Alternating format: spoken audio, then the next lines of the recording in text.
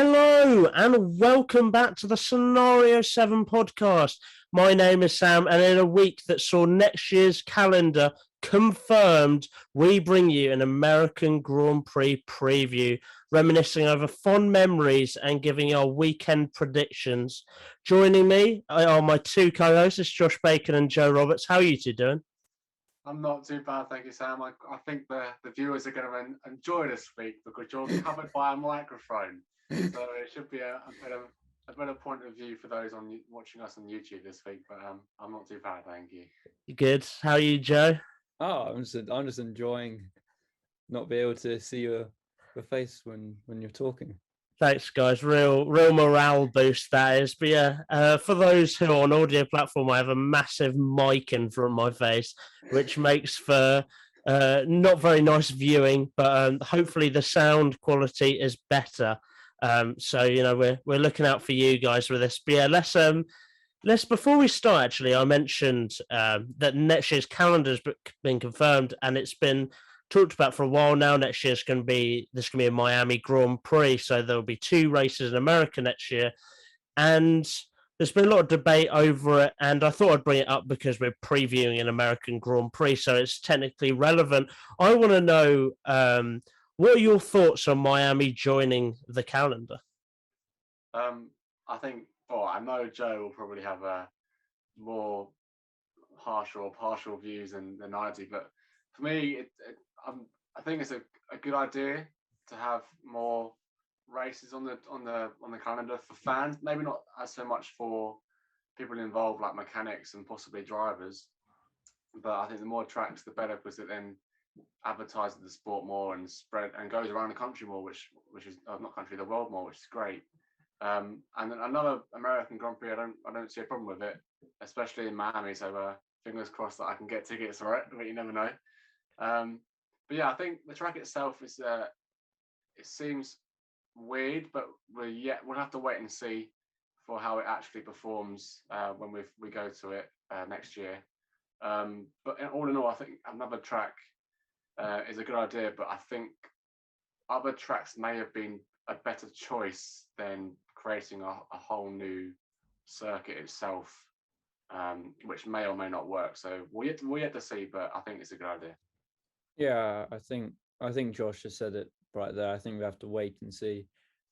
I'm not very convinced Miami would do much different if you can do like Long Beach, for example, where like IndyCar race around, which is a very, very good circuit, and it provides very entertaining value to it.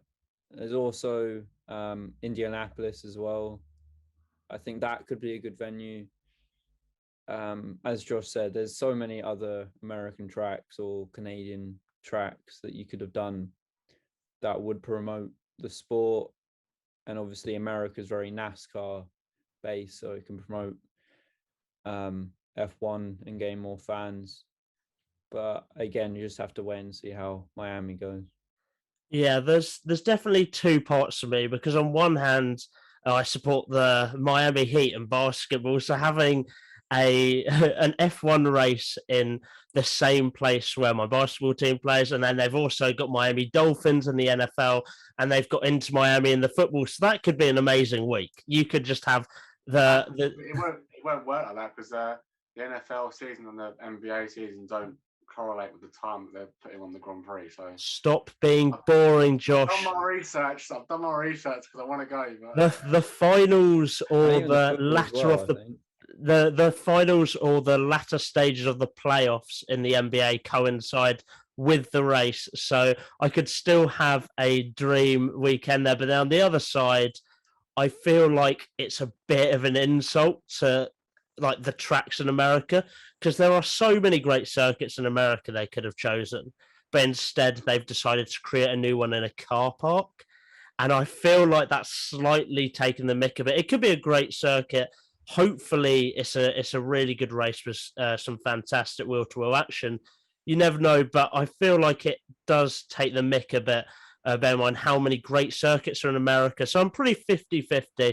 On one hand, I could have a dream week. On the other hand, it does take the mick out of other circuits. But let's move on to the race we've got this weekend, and it should be an interesting one with the title race hotting up, the midfield battle hotting up, the battle between McLaren and Ferrari getting interesting.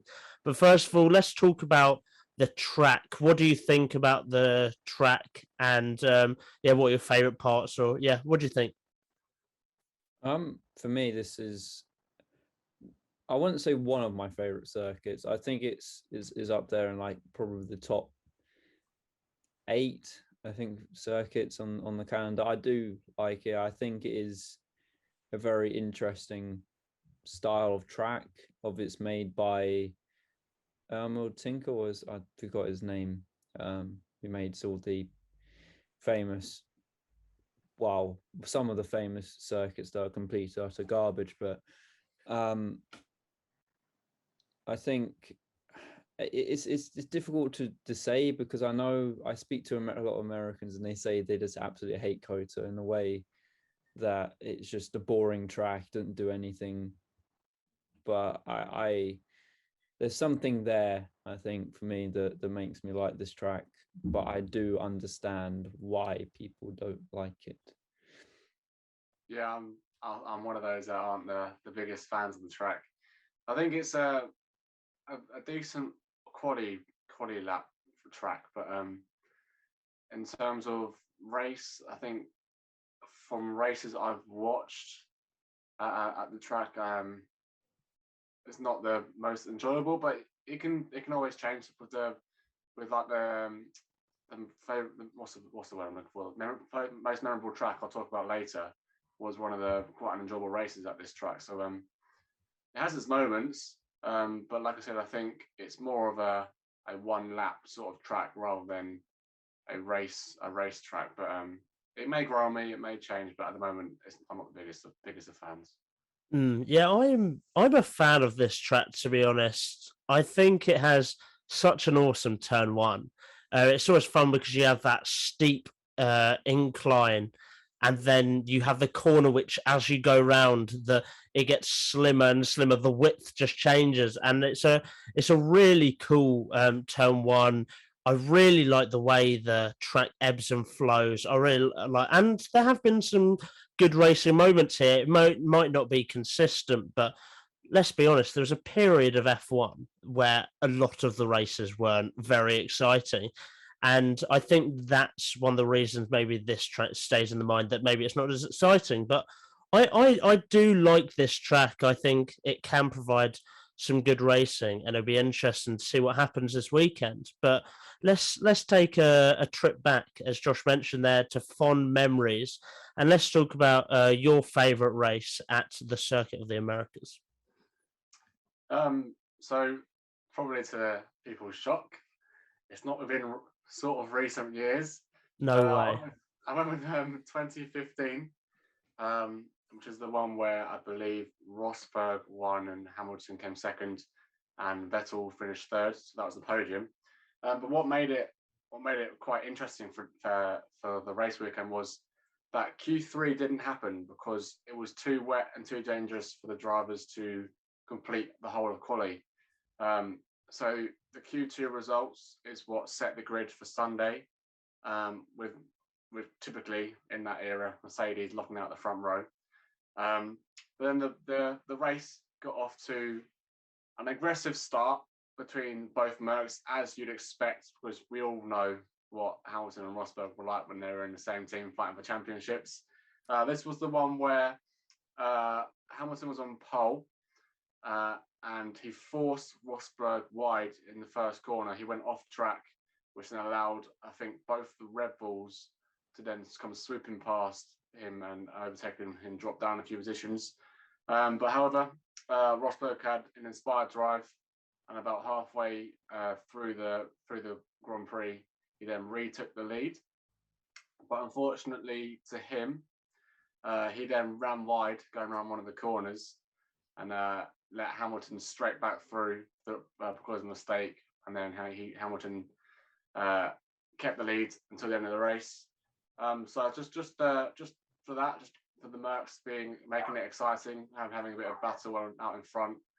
Of course, obviously they dominated this era, but the fact that they also made it interesting at the front, whilst the rest of the pack made it an interesting race at the back, was why I chose 2015.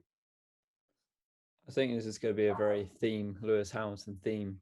My fond memory is probably 2012 when I think it's last win for McLaren, and yeah, he basically had to chase down both of the Red Bulls to, I think, halfway through the race we had to pass Weather, then had to chase down Verstappen, Vettel for basically the whole of the race, and then Vettel got slowed down by a back marker, which then slowed his momentum, and Hamilton got past him on the straight, and then obviously won the race. And it's quite interesting, the fact that I think Hamilton's won 9 races, or won, I think, 9 or 7 races around COTA. So yeah, that's the reason why he is my fond, or 2012 is my fond memory. Yeah, I have gone for 2018, the American Grand Prix 2018, bucking the trend of Hamilton dominance, because we've got to talk about Kimi Räikkönen. It is his last year in the sport, so I've got to show the Iceman some love. And it was a momentous day for him. I'll start with quali. It was the usual suspect on pole, Lewis Hamilton, with Vettel in second, Kimi lining up in third, and Kimi Räikkönen won the race after breaking an 113 race winless streak.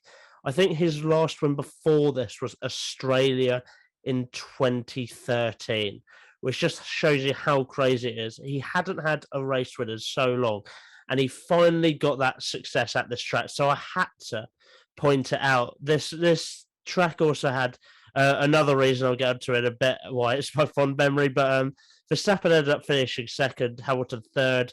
Raikkonen finished first because he made the one-stop strategy work really well. A bit of a weird, Ocon and Magnussen both got disqualified for breaking fuel rules. So basically did a Sebastian Vettel at Hungary. But this race is probably most well known for the American guy who found a microphone and started making the neon noises. And that was just such a great memory. That is one of the most memed F1 memories today. And it was just such an enjoyable race.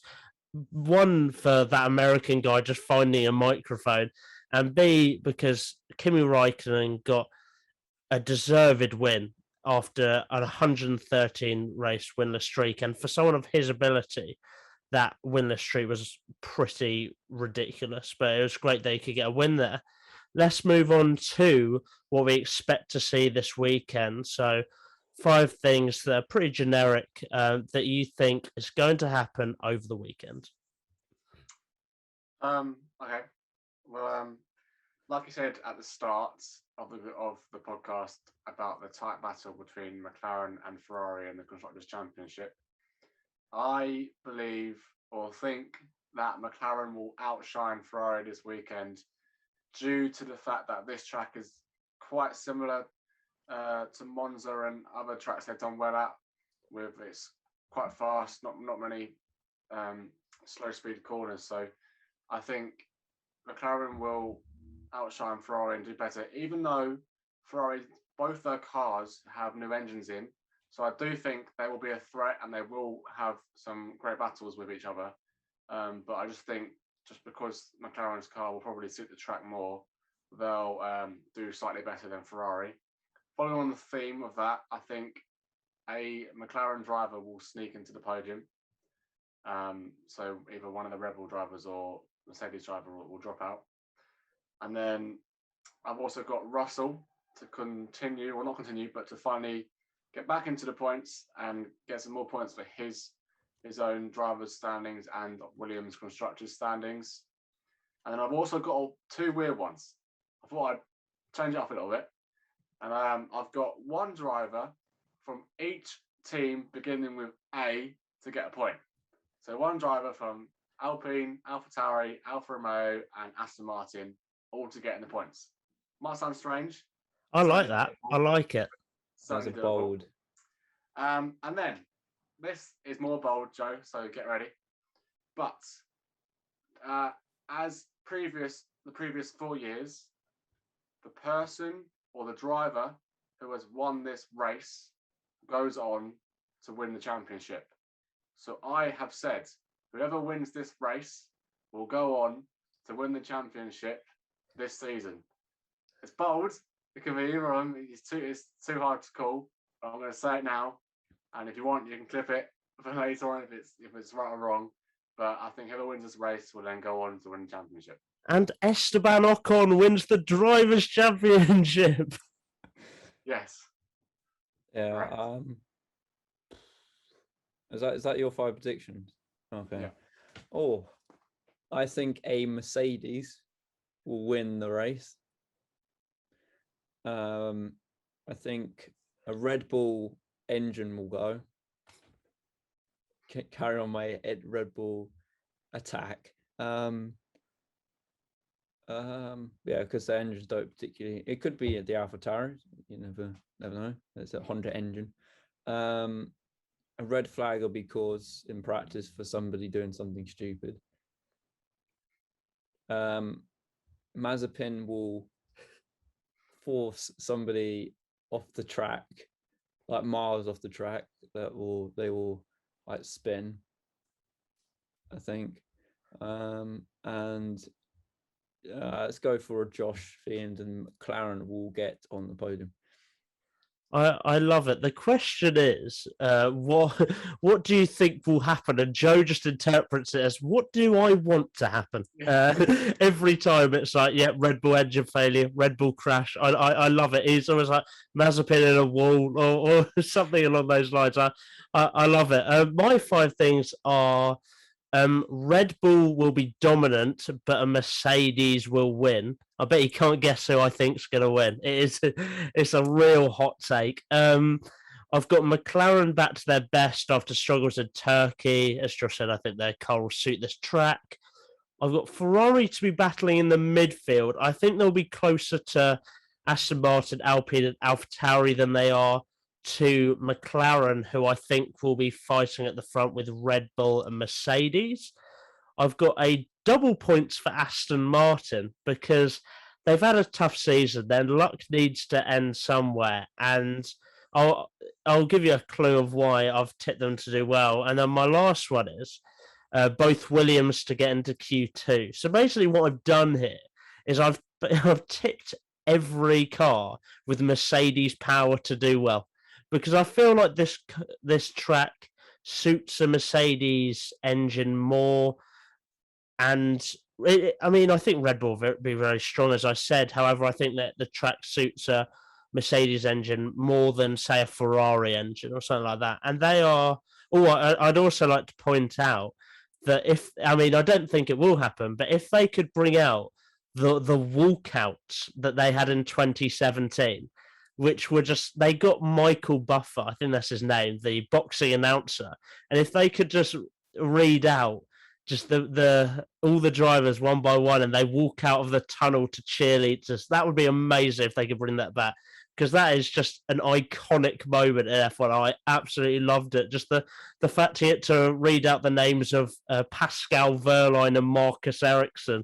It's just this world famous boxer, and he's reading these 2 lads out. Pascal Wehrlein, who, to be honest, I thought had a lot of potential but never lived up to it. But if they could bring that back, that would be awesome, because I've missed it, and they have to do it. Mazepin to be read out, don't you? Oh, imagine Michael Buffer. Imagine Michael Buffer, this world famous boxing caller, and he has to read out Mick Schumacher and Nikita Mazepin. That would be so good, and I really want it to happen. But let's move on to our precise predictions, going through our top 5. We should have a graphic this week that we'll put on the Instagram to remind you of who we've put there, so you can slate us for our terrible predictions. But let's go through our top 5, starting from 5th. starting from 5th? Well, as I said earlier, I think McLaren are going to have a great weekend. So both their cars are going to get in top 5. And you can probably guess it, but I've got Ricciardo to become 5th. And then, like Sam, I'm thinking Mercedes engine will do better than a Honda engine this weekend. So I've got, unfortunate for him, Bottas is missing out on the podium and finishing 4th. And then, like I said earlier, McLaren to get on the podium, and only one left. So I think Norris will get P3. And then the usual top 2. I know it sounds boring, but they're just too good and too far away from everyone else. And I kind of gave it. Well, actually, I didn't give it away, did I? I didn't say whether Mercedes or Honda would be better.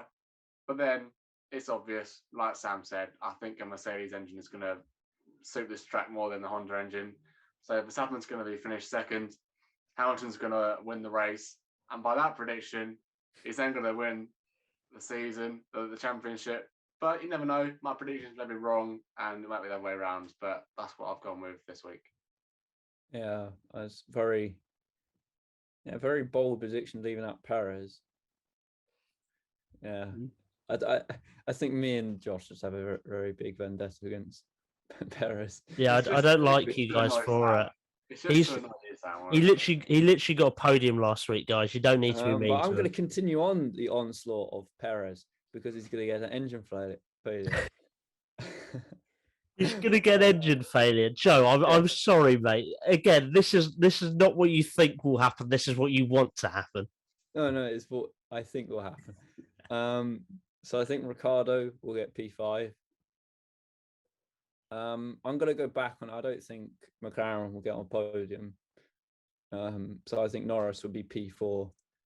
That means I think Max Verstappen will finish P3, Bottas P2, and Lewis Hamilton will win it. Wow, a very dominant weekend for Mercedes and Joe's. But so I've not gone for anything too out of the ordinary. I've got Valtteri Bottas in 5th. Not that I don't think he's a great driver, whoa. Sam, not out of the ordinary, and you put Bottas 5th. I think that the top 3 cars are very close. Admitted, Bottas is a great driver. I really like him, but I just don't think he'll be as quick as the 4 I've put in front of him. But let me move on to my top 4. In 4th, I've got Lando Norris because he's just been sensational this year. And I think the McLaren will be close to the front, but they'll just miss out on a podium because, as I said, I think the Red Bull will be dominant. So I've got Sergio Perez in 3rd. I think he'll get 2 consecutive podiums because hopefully he's back used to that car. He was talking this week saying he's struggled to adapt as the Red Bull is nothing like he's beat him before. But so he's had to adapt. But I think he'll get a podium here. I think he'll come P3. Max Verstappen in 2nd. I think he'll be quick. I think there might even be wheel-to-wheel action with him and Lewis, but I don't think he'll win because Lewis Hamilton is so dominant at this track. He brings his A game every time we see it. Now we've all said this, he'll definitely crash out first lap or something. But yeah, I think that Hamilton's going to win. He's talked so many times about it being one of his favourite tracks, his 2nd favourite track after Silverstone, where he's also dominant at. And he always puts on a good show for the crowd. He loves the track and he always performs well here. So I just can't not put him P1. And that is my top 5. And that is our American Grand Prix preview. Thank you for watching. Thank you for listening. Remember to like, subscribe, download, whatever you need to do. And we will see you on... We're not really sure what day we'll release the review because it's pretty late at night. And, Josh has an 8 o'clock bedtime, so he's probably going to have to watch it the next day. So it might be a Monday, it might be a Tuesday. We'll have to see. But, we'll definitely bring that content to you. But, yeah, as I said, thank you for watching. Thank you for listening. And we'll see you soon. Thank you, guys.